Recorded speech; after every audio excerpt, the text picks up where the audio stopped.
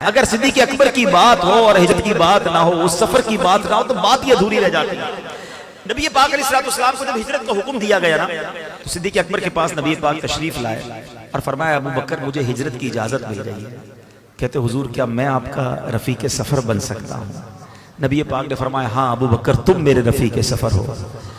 اب آپ خوشی کے مارے رونے لگے۔ حضرت عائشہ صدیقہ فرماتی میں نے زندگی میں پہلی بار دیکھا کہ کوئی خوشی کے مارے بھی روتا ہے۔ اب یہ سفر شروع ہوا، مگر یہ خوف کا سفر تھا، بتانا نہیں تھا کسی کو۔ رات کو سفر کے لیے گئے، نبی پاک آج کے حساب سے جدہ کی طرف گئے، یعنی ایک ایسا راستہ اختیار کرنا تھا کہ جو دوسروں کو پتہ نہ ہو، نارمل راستہ نہیں تھا۔ اچھا وہاں سے ہوتے ہوئے اس سے پہلے غار ثور میں چلے گئے۔ اب غار ثور جو نہیں گئے ان کو تو نہیں پتا، آج بھی مشکل ہے۔ اب نبی پاک علیہ السلام جب اس غار کی طرف جا رہے ہیں تو صدیق اکبر عرض کرتے ہیں کہ حضور آپ میرے کاندھے پہ تشریف لے آئے۔ یقین کریں آج کے دور میں اکیلے چڑھنا آسان نہیں ہے۔ نبی پاک کو کاندھے پہ سوار کیا کہ کہیں آقا کے قدموں میں کانٹے نہ لگ جائیں۔ اچھا اس سے پہلے جب غار ثور کی طرف جا رہے تھے نا، صدیق اکبر نے ایک بڑا نرالا انداز اپنایا۔ پہلے آگے چلتے، تھوڑی دیر بعد دائیں چلتے، پھر لیفٹ پہ آ جاتے، پھر پیچھے چلتے۔ نبی پاک نے کہا ابو بکر یہ کیا کر رہے ہو؟ کہتے حضور جب مجھے خیال آتا ہے کہ دشمن آگے سے حملہ کر دے گا میں آگے آ جاتا ہوں، جب یہ خیال آتا ہے دشمن پیچھے سے حملہ کرے گا حضور میں پیچھے آ جاتا ہوں، جب دائیں طرف دشمن کا خیال آتا ہے حضور میں دائیں طرف آ جاتا ہوں۔ کہا کہ اے ابو بکر تمہارا خیال یہ ہے کہ دشمن جب مجھ پر حملہ کرے تو تمہیں تکلیف ہو مجھے نہ ہو؟ واللہ حضور میری یہی خواہش ہے کہ آپ پر کسی طرف سے بھی حملہ ہو تو پہلے ابو بکر اس کو سہے۔ اللہ اکبر۔ نبی پاک نے ابو بکر صدیق کے لیے جنت کی دعا فرمائی۔ اب جب پہاڑ پر چڑھنے کا وقت آیا صدیق اکبر نے کاندھوں پہ اٹھایا، اوپر جاتے ہیں۔ غار کے اندر جانے سے پہلے، غار ویسے ہی بڑا خوفناک ہوتا ہے، نہ جانے کتنے جانور اندر پہلے سے موجود ہوں، کہ صدیق اکبر نے کیسے مزے لوٹے۔ وہ واقعی ایسا غار ہے کہ اگر دو بندے بیٹھ جائیں تو پیر سے پیر ٹکراتا ہے، سانس سے سانس ٹکرا رہی ہے۔ اتنی چھوٹی سی جگہ ہے، 3 دن اور 3 راتیں اللہ کے حبیب کے ساتھ ہیں۔ مگر سنو کیا کیا آپ نے، آپ اندر گئے، غار کو صاف کیا، محبوب کی آمد ہے، گویا تیاری کر رہے ہیں۔ دیکھا بہت سارے سوراخ ہیں، اپنی چادر کے ٹکڑے کیے، ہر سوراخ میں اپنی چادر کا ٹکڑا ڈالا، 1-2 سوراخ باقی رہ گئے، اپنا پیر رکھ دیا کہ حضور تشریف لائیں۔ طویل واقعہ ہے، نبی پاک تھک چکے تھے، آرام فرمائیے۔ آقا نے صدیق اکبر رضی اللہ عنہ کی گود میں آرام فرمایا، اور اب سانپ ہے جو بھی دیدار مصطفیٰ چاہتا ہے، بڑی کوشش کی کہ صدیق اکبر انگوٹھا ہٹا لے، آپ نے انگوٹھا نہ ہٹایا، اور اب حضرت صدیق اکبر کے انگوٹھے پر وہ سانپ کاٹتا ہے، زہر ہے۔ اب سوال یہ ہے صدیق اکبر سے بڑا مفتی کون ہوگا؟ فتویٰ یہ ہے کہ جان بچانا فرض ہے۔ صدیق اکبر نبی پاک کو عرض کر سکتے تھے کہ حضور سانپ نے کاٹ لیا ہے، آپ تھوڑی دیر کے لیے بیدار ہو جائیں تاکہ کچھ علاج کر لیا جائے۔ آپ کے عشق نے گوارا نہ کیا، عشق کہتا ہے جان جاتی ہے تو چلی جائے، نبی پاک کے آرام میں خلل نہیں آنا چاہیے۔ مگر تکلیف کے عالم میں آنکھوں سے آنسو بہتے ہیں، اور وہ آنسو نبی پاک کے رخسار پر گرتے ہیں۔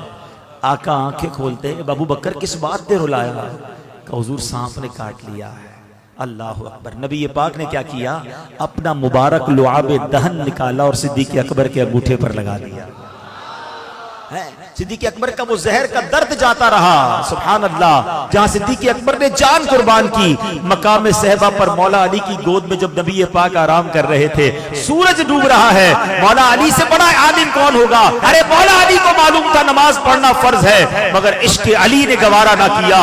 نماز جاتی ہے تو جائے، محبوب کے آرام میں خلل نہیں پڑنا چاہیے۔ پیارے آقا کی آنکھ کھلی، چہرہ افسردہ ہے۔ اے علی کیوں افسردہ ہو؟ عرض کرتے حضور جب سے ایمان لایا ہوں علی کی کوئی نماز قضا نہیں ہوئی۔ حضور آج سورج ڈوب گیا ہے، عصر قضا ہو گئی ہے۔ اللہ کے حبیب نے ہاتھ اٹھائے، ہاتھ کیا اٹھنے تھے، سورج کو واپس پلٹا دیا۔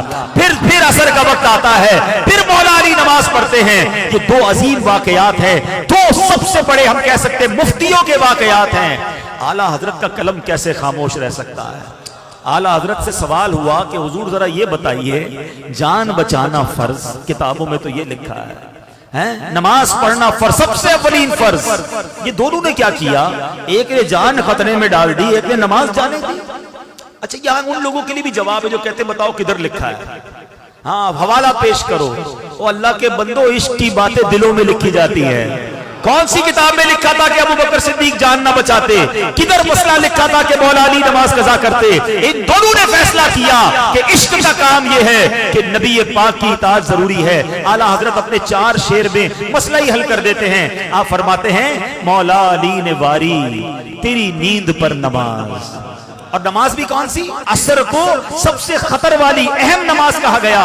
मौला अली ने वारी तेरी नींद पर नमाज, और वो भी असर सबसे जो आला खतर की है। सिद्दीक बल्कि गार में जान उन पे दे चुके, और हिफ्ज़े जान तो जान फुरूज़े गरर की है। अरे जान बचाना तो फर्ज था, मगर नबी पाक ने क्या किया? ना उनकी नमाज जाने दी, ना इनकी जान जाने दी। हाँ, तूने उन्हें जान, इन्हें फेर दी नमाज, पर वो तो कर चुके जो करनी बशर की है। उन दोनों ने अपने हिस्से का काम कर लिया। अब ये पूरा बयान करने के बाद आला हजरत ने निचोड़ निकाल कर दिया, जो अपना अकीदा मजबूत कर लो। आला हजरत कहते हैं साबित हुआ कि जुमला फराइज फुरू है। साबित हुआ कि जुमला फराइज फुरू है, असलुल उसूल बंदगी उस्ताजवर की है। अरे आका राजी है तो रब राजी होगा। पढ़ते रहो नमाजें, पढ़ते रहो अल्लाह का नाम। अगर अल्लाह के हबीब की मोहब्बत दिल में नहीं, तुमसे अल्लाह के नबी राजी नहीं है, तो ना नमाजें काम आनी है, ना रोजे काम आने हैं। जरूर पढ़ो नमाजें, जरूर रखो रोजे, मगर नबी पाक की मोहब्बत दिल में होना जरूरी है। जभी सैयदी आला हज़रत ने लिखा उन्हें जाना, उन्हें माना, ना रखा गैर से काम, लिल्लाहिल हम्द में दुनिया से मुसलमान है।